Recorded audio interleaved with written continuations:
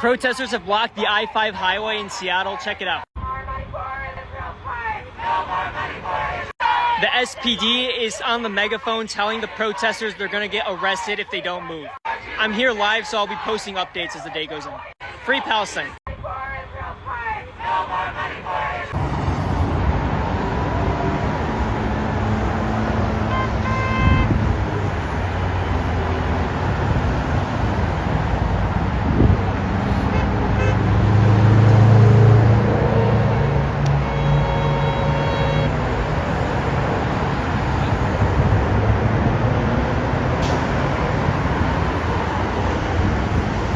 Here's another update on the Seattle I-5 protest. Cars have literally reversed direction on the freeway to get out of here. The plan is to continue holding though, even though traffic got rerouted. And the protesters have formed a marching circle. Yeah, there are no plans of this stopping anytime soon, so I'll keep posting updates. The time is 4 p.m. Here's another update on the Seattle I-5 protest. The police are approaching. As you can hear, people are very upset at them. There are still hundreds of protesters here blocking the freeway. These 5 cops here think they're doing something just by standing here. The freeway has been shut down for around 3 hours at this point. And to those of you saying that, oh, this isn't the right way to protest, your anger means the blockade is working. All right, guys, so we got to talk about an event that I would characterize as an act of domestic terrorism coming from the left, okay? Because these people, for whatever reason, I don't know how they're always finding time to be protesting, okay? Maybe they don't have jobs, who knows? Maybe that's it. But anyways, they're still protesting about Israel and Palestine, okay? It's been a whole, 5 or 6 months now, right? Where these people have been protesting about this thing, and they just never stop, right? They never stop. It goes on forever.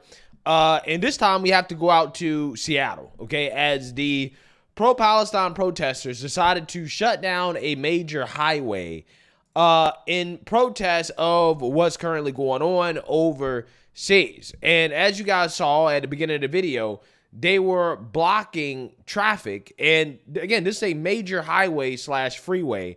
And you had ambulances and emergency vehicles that were blocked, okay? You had an ambulance with flashing lights on, okay? They could be somebody in the ambulance dying, okay? Or they could be on the way to try to save somebody's life. But the pro-Palestinian protesters didn't give a damn, okay? And they just decided that, you know what? Our protest is more important than trying to, I don't know, save somebody's life, okay? Or getting somebody to the hospital in time before they die, right? So this is what they did, and I want to play a news clip of this incident so you guys can get a better understanding of what happened here, because there's just so many things wrong with what happened, and there's a reason why this continues to happen. In this news clip, you know, most people should be able to pick up pretty quickly all the wrong things that occurred here and why this continues to happen. Take a look. I'm Michelle Esteban. A huge traffic disruption in Seattle today as pro-Palestinian protesters blocked the northbound lanes of I-5 in Seattle for nearly 5 hours. The group of about 100 protesters stood in the freeway between Denny and Olive and also used vehicles to block the road. KOMO's Paul Rivera was there as this all played out. Paul, take us, if you will, through the day here. Well, Michelle, the protesters told me they want a ceasefire in Gaza, and they were ready to cause a disruption in order to achieve that goal. Well, they certainly did cause a disruption today, although some drivers who were out there today might disagree strongly with their methods. Let's take you back. This all started around 1:30 as the protesters made their way onto I-5, chanting that they want to stop to what they call genocide in Gaza. Drivers, they had to be detoured onto I-90. At one point in the afternoon, we saw an ambulance stuck in traffic. Other first responder vehicles, too, were trying to get through the area. This continued for hours as State Patrol calmly stood far away and allowed them to continue to block the interstate. A dispersal order was issued by Seattle police. It was not followed. Then a second one was issued, which was also ignored for about half an hour. Eventually, it was the weather that might have helped clear everyone out of the cold rain. It turned into hail, and there was lightning in the sky. We talked with those protesting today about why they're doing this. What do you say to people that are just everyday Seattleites trying to get somewhere that are upset you're causing this disruption? So we hear you, and we apologize for the inconvenience. I'm sure that the goal and the target is not commuters, is not average people trying to get from A to B. So we invite those people to examine the complicity of the U.S. government that we live in the genocide that's going on in Gaza. We invite them to look at what is actually happening. So it wasn't until close to 5 p.m. that the protesters started to walk away, but then they left a line of cars blocking the interstate.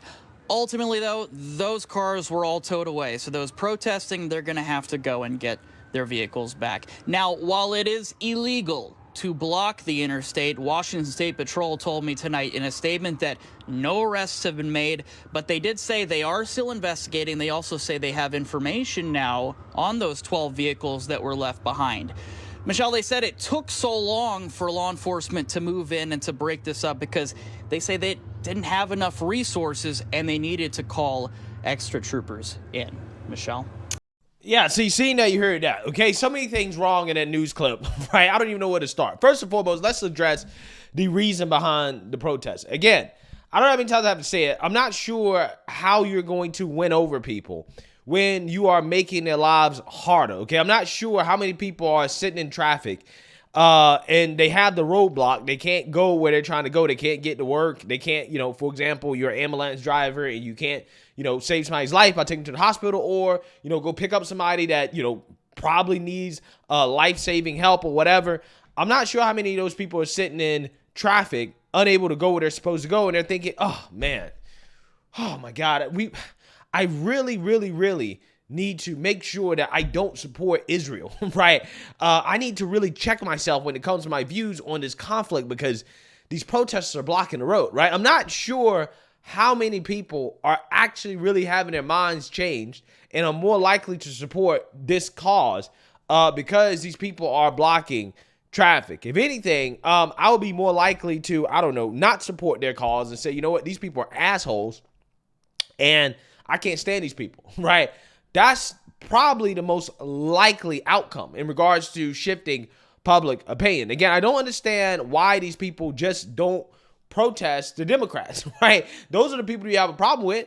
Go protest the Democrats. More specifically, it's a federal government problem, so you can protest them in Washington, D.C., okay? I have no problem with your free speech protesting them where you're supposed to protest them, which is in D.C., Go protest the Democrats, right? Give them a hard time, right? Peacefully, but give them a hard time, okay? That is what you're supposed to do, okay? If you have an issue. What you're not supposed to do is to illegally block the roads, okay? Because what's happening is that, again, you have, for example, ambulances and emergency vehicles that need to get through, that need to go and try to save somebody's life.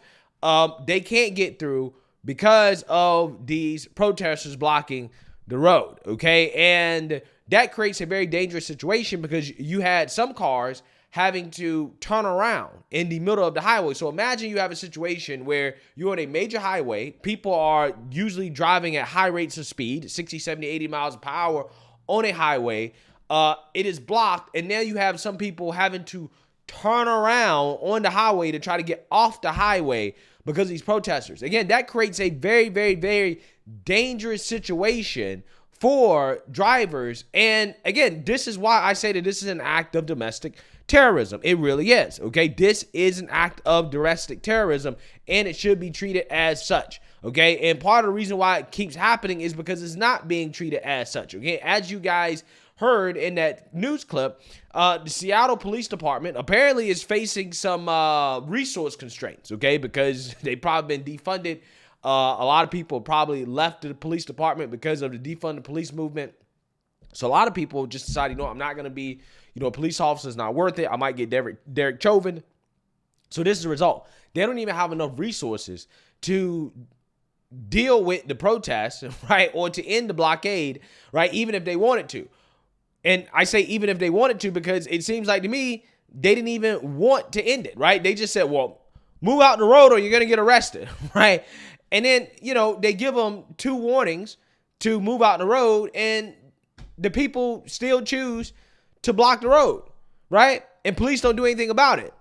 And then eventually it takes the rain and the storm in order to get the protesters, the extremists, out of the road. And then what do? They leave their cars, right? They leave their cars in the road to continue to have the road blocked. Again, this is amazing. That's how emboldened these people are, right? Not only do they ignore police commands, but then they leave the cars in the road for police and other public services to clean up. And then after the fact, there's zero arrests made. And that is the problem, okay? That's the problem, my friends. The fact that there are no consequences to this stuff. They just literally shut down a major highway, created a very dangerous situation, okay, for civilians, normal everyday people who are simply trying to get to work or save somebody's life, right? And then there's no consequences for it whatsoever. Police don't do nothing. You don't arrest nobody. Zero arrests made. And this happens all too often when we hear about these stories of these woke extremists committing these acts of violence, okay? Because I believe that this is an act of violence when you do something like this. And then there's no consequences. There's no consequence. And if there are consequences, you're there giving a slap on the wrist. Don't do that again, right? That's what they do. And that's why you can see it, continue to see it happening. And it's not going to change until we get tough on this. Again, it is illegal, right? Against the law. Okay, so it's not even like this is a gray area. Like, no, they straight up are breaking the law and police do nothing. You just let them break the law. So that's what happens, right? When you let people just break the law right in front of your face and you do nothing about it.